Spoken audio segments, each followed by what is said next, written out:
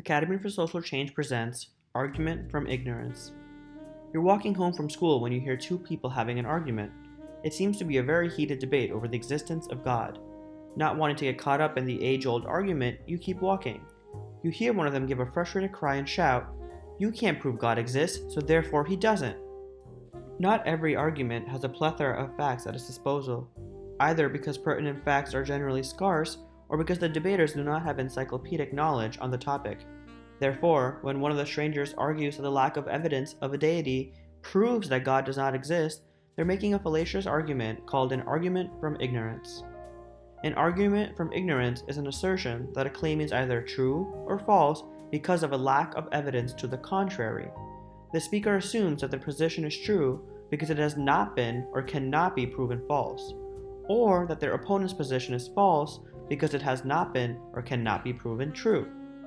An argument from ignorance, or in Latin, argumentum ad ignorantiam, places the burden of proof on the opposite party.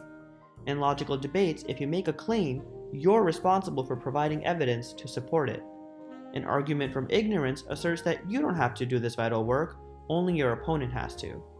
If you're familiar with appeals to ignorance, you may have heard the phrase, "absence of evidence is not evidence of absence." What that basically means is that appeals to ignorance are forms of hasty conclusion jumping.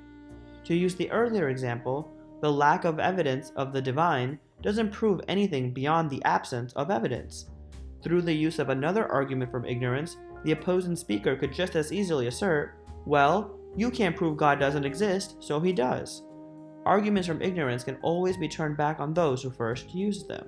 In fact, this is a great way to point out to your audience and your opponent that a fallacy was used and that its conclusion isn't necessarily right. It's important to note that arguments from ignorance don't necessarily designate a user's intelligence level. Any type of debater is capable of making this error. Arguments from ignorance appear in our daily lives, from politics to advertising to informal discussions with friends. As such, it's important to recognize them so that you can come to informed conclusions on important topics. There's been a lot of recent discussion on whether there are non-fallacious types of appeals to ignorance. This argument results from an overextension of the term. If actual deductive reasoning is used from evidence of an absence, that is not an appeal to ignorance. Say, for example, that your two younger cousins, Katie and Billy, are having an argument. Katie thinks that Billy took her toy and is hiding it in his toy chest. She checks Billy's toy chest but doesn't find her toy. If Billy insists, "You didn't find the toy, I told you I didn't take it," he's not making an argument from ignorance. In this case, the absence of concrete evidence refutes Katie's assumptions. For a statement or argument to be an appeal to reasoning, it must involve a logical fallacy. To distinguish between the rational argument and the logical fallacy, ask yourself whether the absence of evidence could point to anything else. In other words, are you jumping to an unfair conclusion? Sometimes it's impossible to know for certain which side of an argument holds the truth. There isn't always good, clear evidence to peruse.